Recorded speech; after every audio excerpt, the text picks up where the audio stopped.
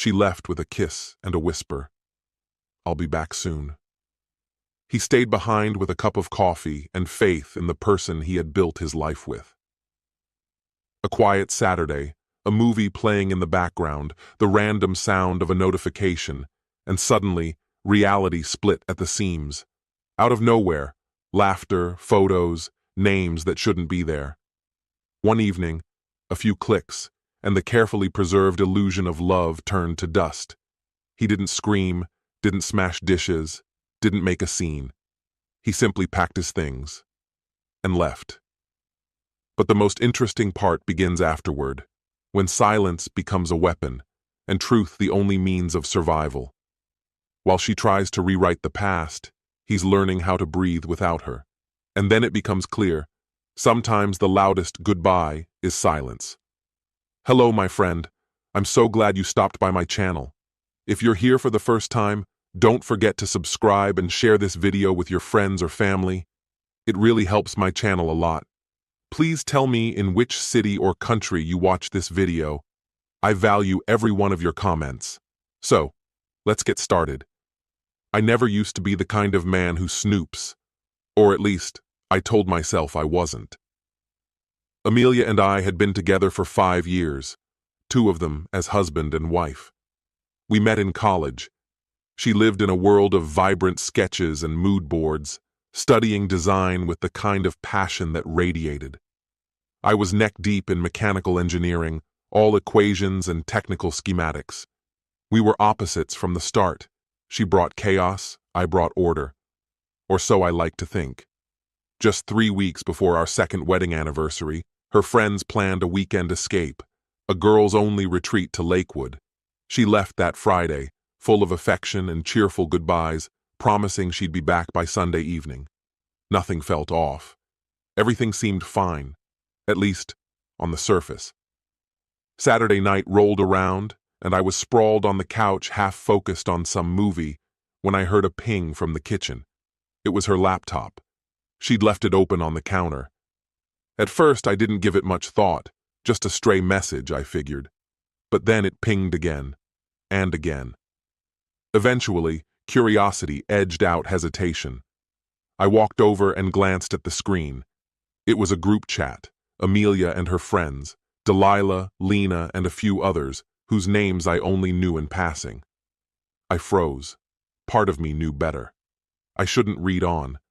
But the flurry of laughing emojis, the OMG Amelia, you're insane, messages tugged at something deep and uneasy. Then I saw them. Grainy photos, snapped in a hurry. One showed her dancing atop a table, a shirtless guy grinning behind her. Another had her perched on some stranger's lap, holding a drink, her smile wide and carefree. And then the words hit.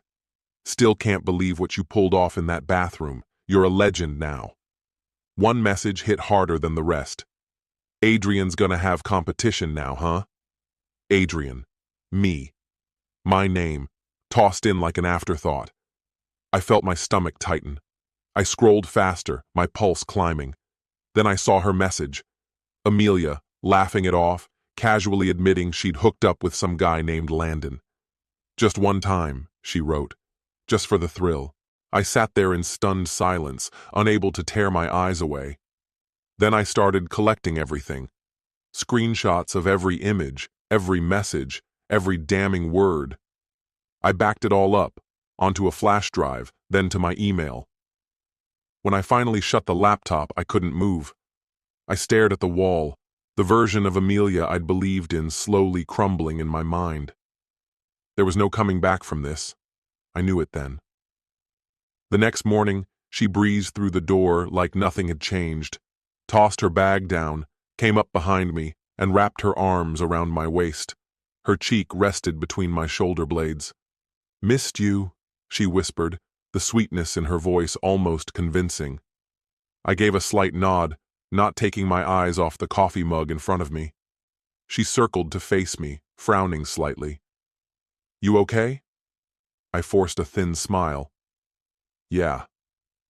Her mood lifted instantly. She pulled out her phone, scrolling through sunlit memories, posed photos of paddleboarding, bonfires, smiles by the lakeside.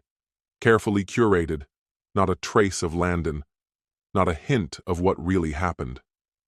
I nodded again, silent, while she played her part to perfection. When she went off to shower, humming a tune like any other Sunday, I sat still, watching her phone where she'd left it. I didn't need to look. I had enough already. What I needed now was an exit plan. As the sound of running water filled the apartment and the scent of her shampoo floated out from the bathroom, I opened a duffel and began packing.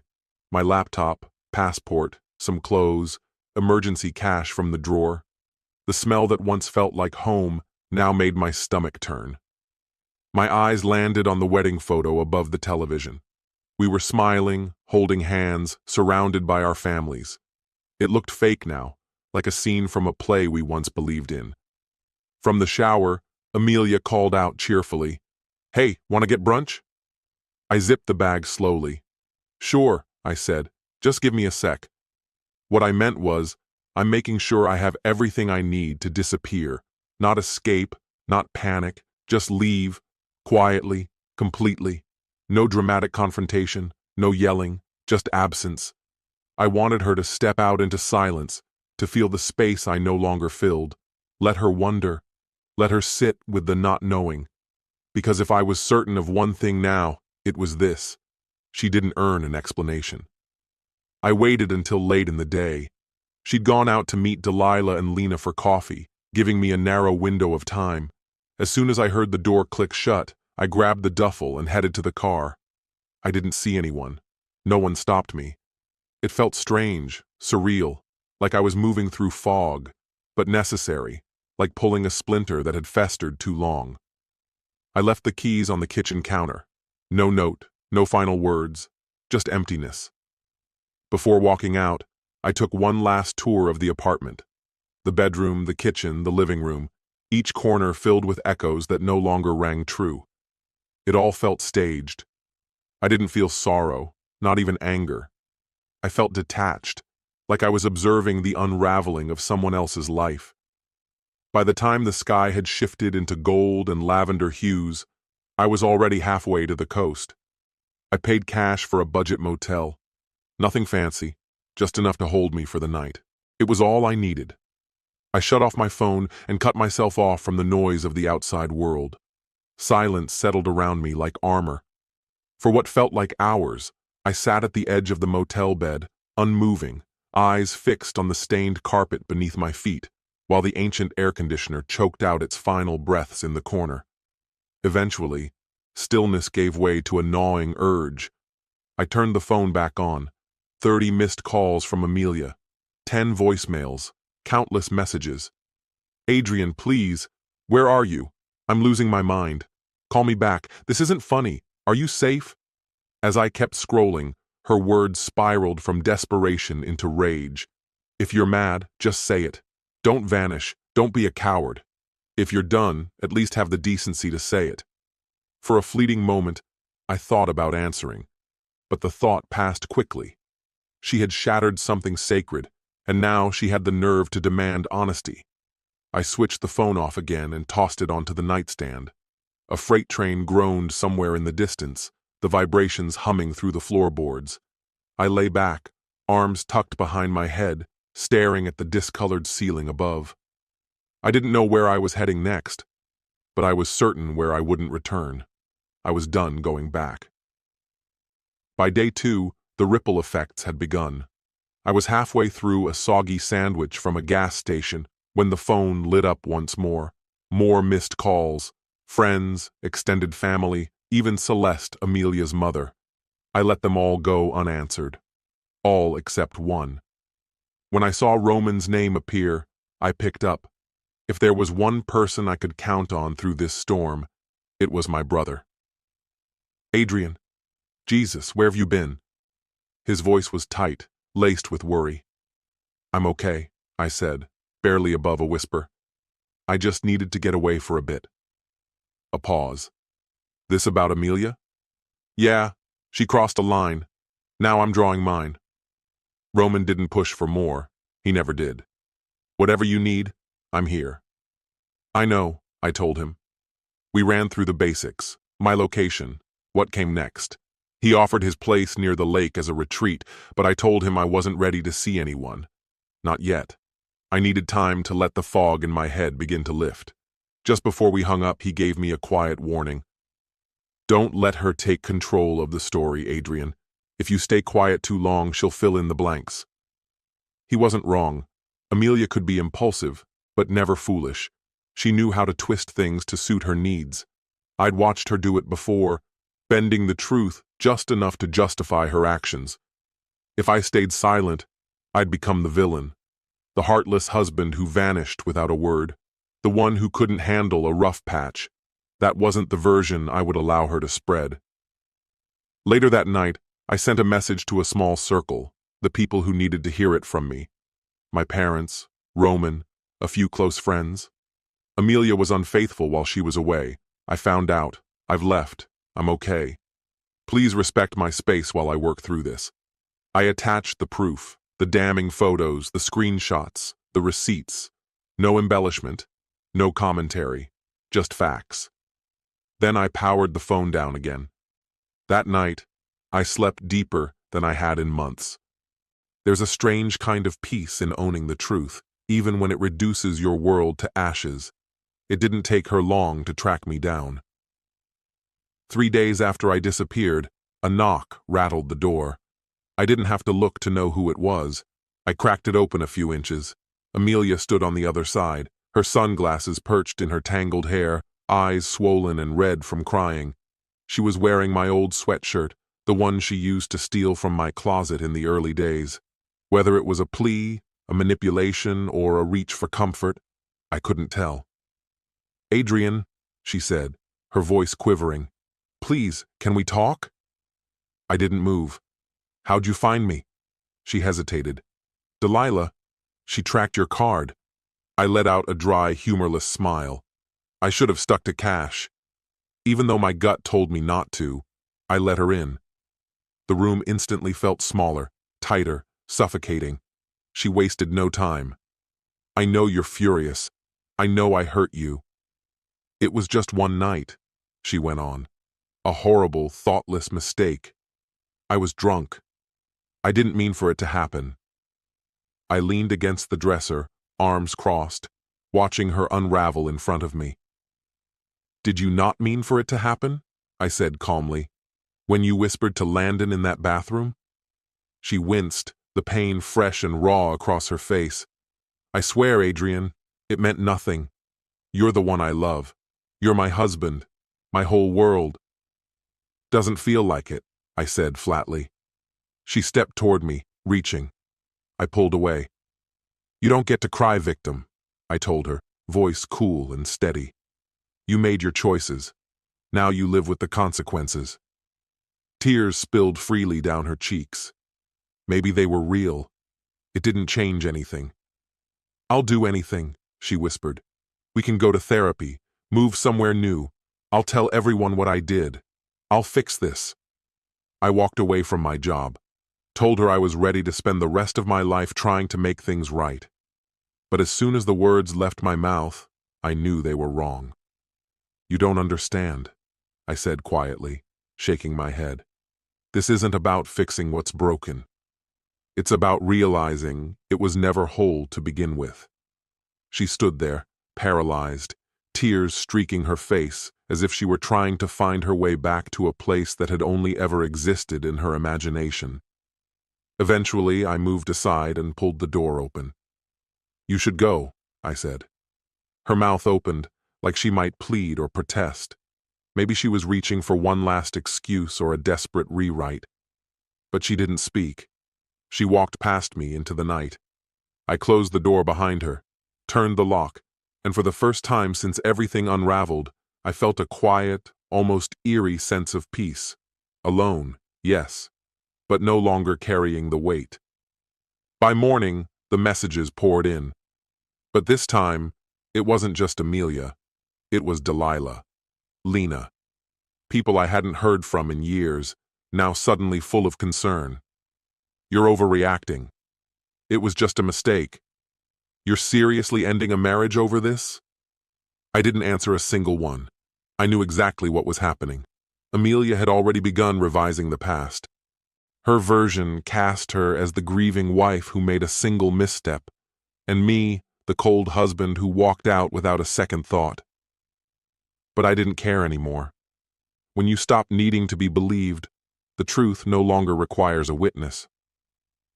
Roman called later that day. "You holding up?" he asked. "Better than I thought I would," I said.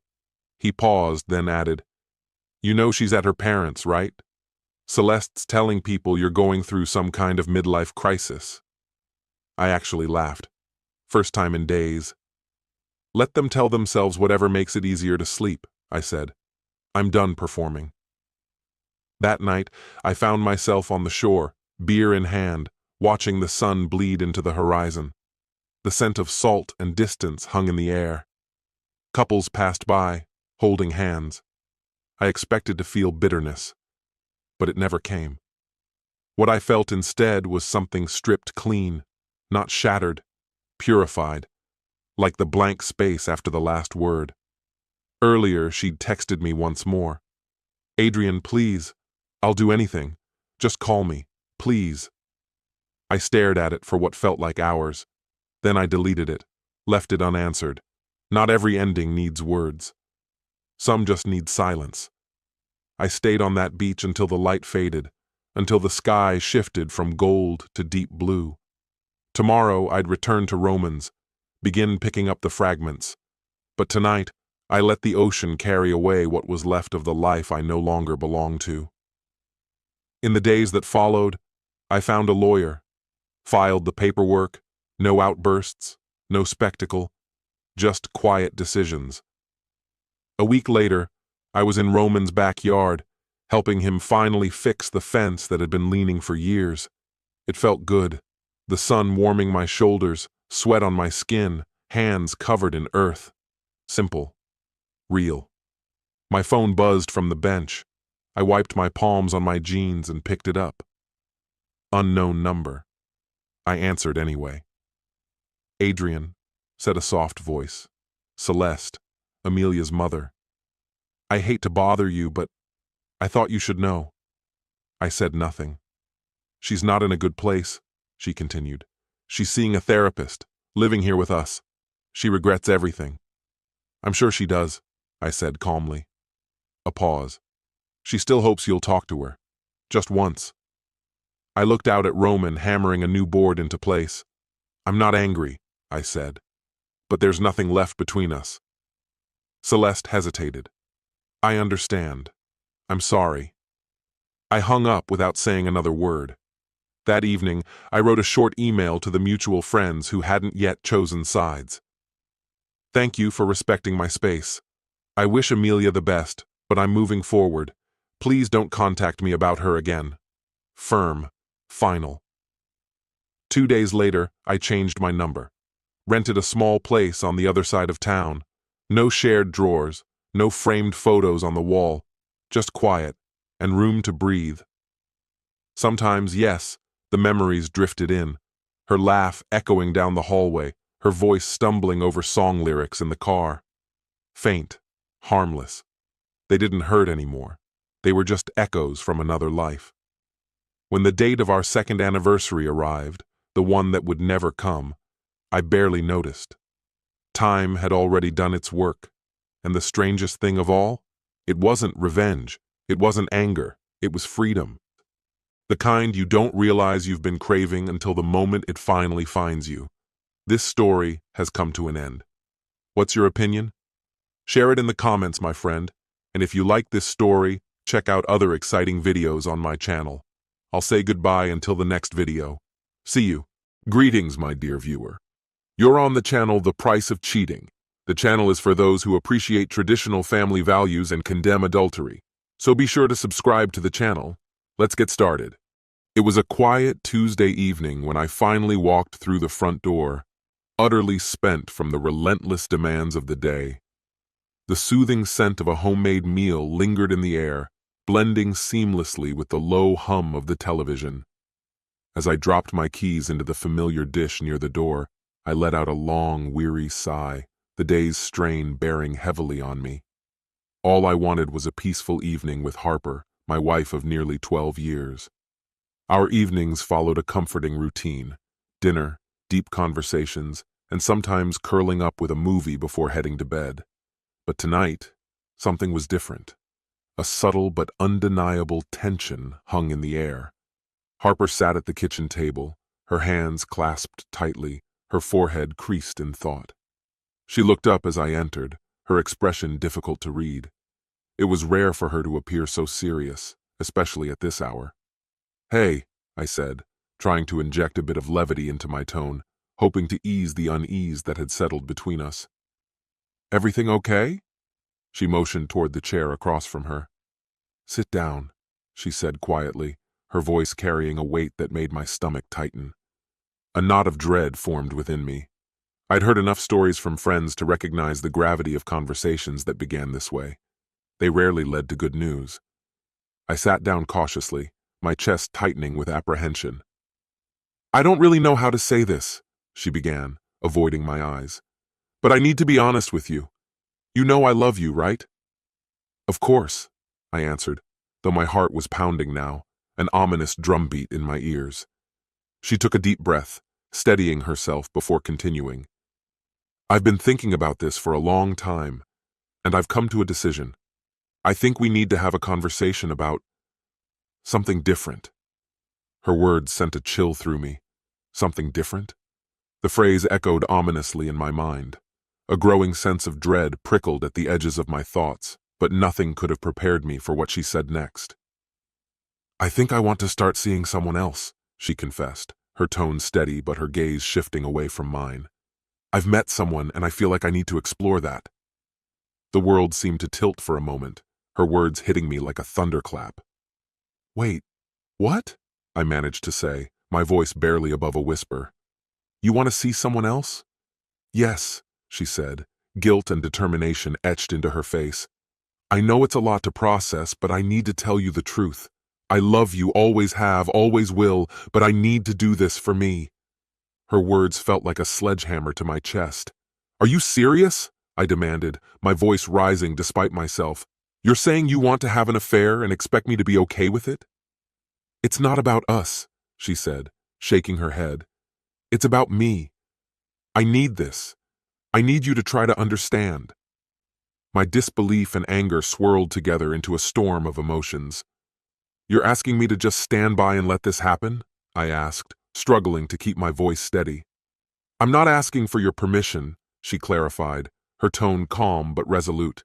"I just don't want to hide it from you. If our relationship is going to work, I have to be honest." Her words were staggering. "Work?" I repeated, incredulous. "How do you expect this to work? You want to see someone else and think it won't affect us?" "I've thought this through," she replied firmly. "I'm not leaving you. I'll always come back to you, but I have to explore this." Her gaze softened as she reached for my hand. "If you love me, you'll let me do this." I shot to my feet, pacing the room as my emotions threatened to overwhelm me. Confusion, anger, betrayal. I couldn't believe this was happening. 12 years together, and this was the conversation we were having. "This is madness," I muttered, more to myself than to her. "You say you love me, but how can you do this?" "It's not easy for me either," she said softly. "But I need you to try to see it from my perspective." Her words only deepened the wound. "And what if I can't?" I asked, my voice low. "What if I can't accept this?" A heavy silence filled the space between us. Finally, she spoke, her voice tinged with sadness. "I don't know," she admitted, "but I hope you'll try." I needed space, anything to clear my racing thoughts. Without another word, I left the kitchen and moved into the living room, my mind spinning. How could this be real? Harper, my Harper, was telling me she wanted to pursue someone else and still keep me in her life. It defied all logic, all sense of what I thought our relationship was built on. The days that followed were a blur of sleepless nights and unanswered questions. Her words replayed in my mind on an endless loop, each iteration twisting the knife further. Had I missed something along the way? Had we grown apart more than I'd realized? Yes, we'd had our challenges, but nothing that seemed to justify this. By Friday, I was at my breaking point. Unable to focus on anything else, I called in sick to work. I needed answers, a plan to make sense of this chaos. Despite my pain, I wasn't ready to give up on what we'd built together. Somehow, I would find a way to move forward, even if I didn't yet know how. I couldn't let Harper walk away without grasping the enormity of what she'd done. That afternoon, I sat at my desk, staring blankly at the screen. My thoughts twisted into a chaotic spiral of resolve and apprehension. I had made up my mind. I needed answers. Proof. The truth. Harper had let slip that her lover was someone she worked with, a colleague she had recently grown close to. While she hadn't revealed a name, I was determined to find out. I reached out to Charles, an old friend who'd worked as a private investigator. "Charles, I need your help," I said, keeping my voice as even as possible. "This is important. I need to know who my wife is seeing, where they're meeting, and what's happening." Charles didn't hesitate. His tone was sharp and professional. "I'll take care of it," he assured me. "Give me some time to dig into it." The following days passed in a fog. Charles was on the case, and I was left waiting. I moved into the guest room, retreating from Harper entirely. Every time she tried to engage me in conversation, I dodged her, too raw and unprepared to confront her without the full picture.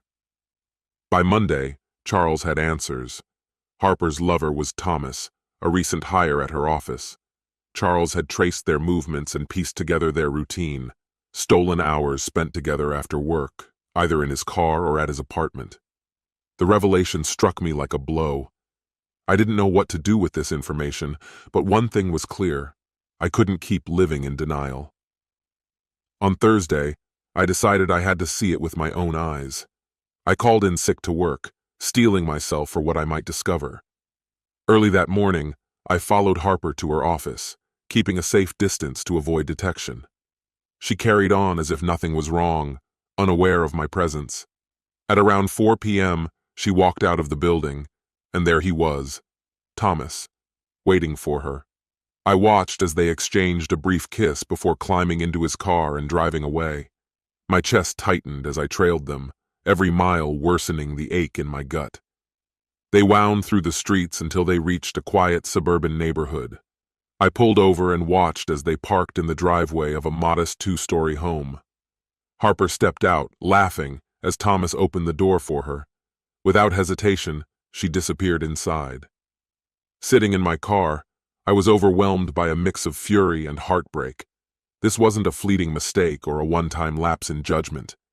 It was calculated, deliberate. I couldn't ignore it any longer. I had to do something. But what? The next day, I avoided Harper completely.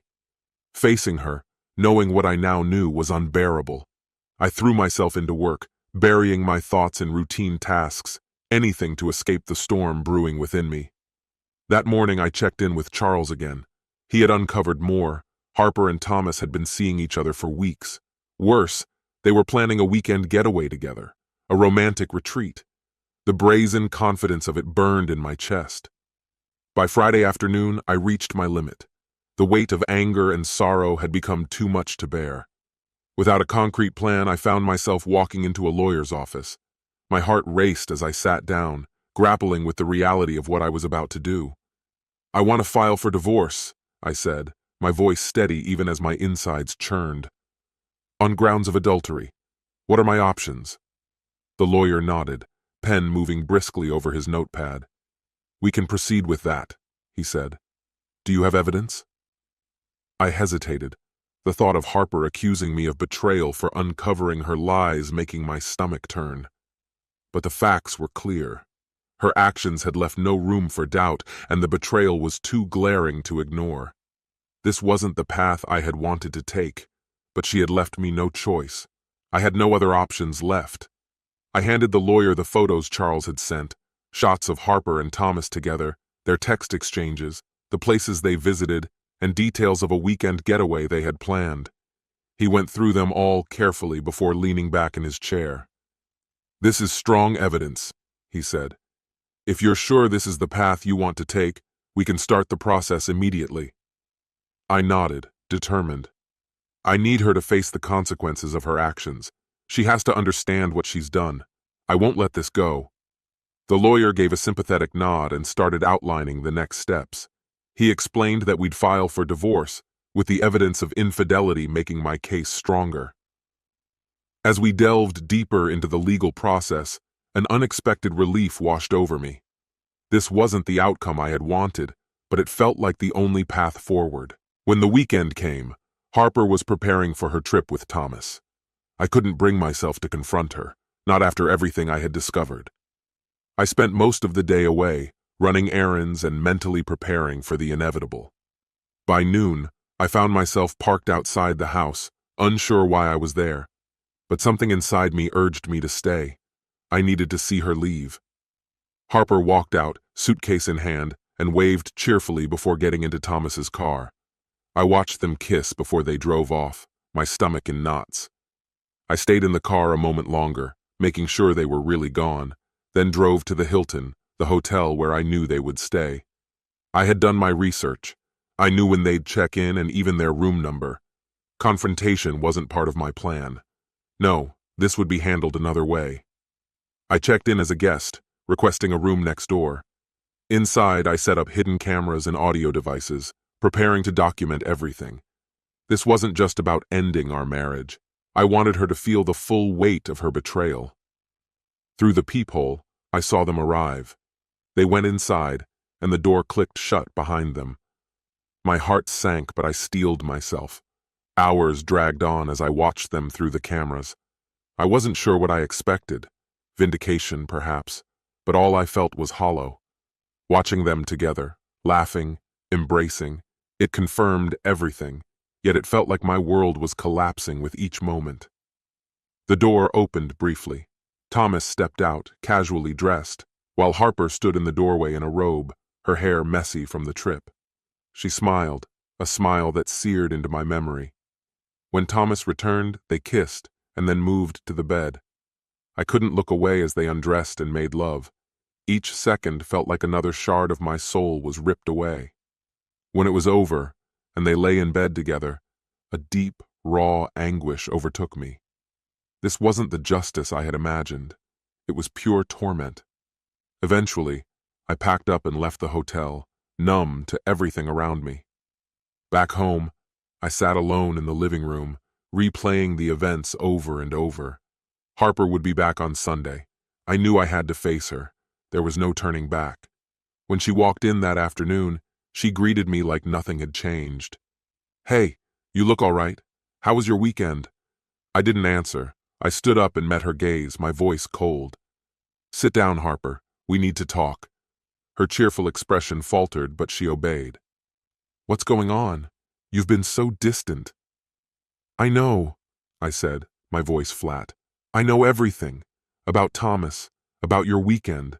I know exactly what you did." Her face drained of color. "What are you talking about? How could you possibly—" "I've been watching," I interrupted, the words icy. "I know where you were, who you were with, and what you did." Her eyes widened in shock. "You've been spying on me?" "I've been collecting evidence," I corrected. "You betrayed me, Harper. Did you think there would be no consequences?" I slammed the photos, footage, and phone records onto the table. The proof of her infidelity was undeniable. "You've destroyed everything," I said, my voice shaking with a mix of anger and sadness. "And I'm done." Harper stared at the evidence, her face a blend of guilt and disbelief. For the first time, I saw a flicker of regret in her eyes, but she didn't speak. She just stood there, silent.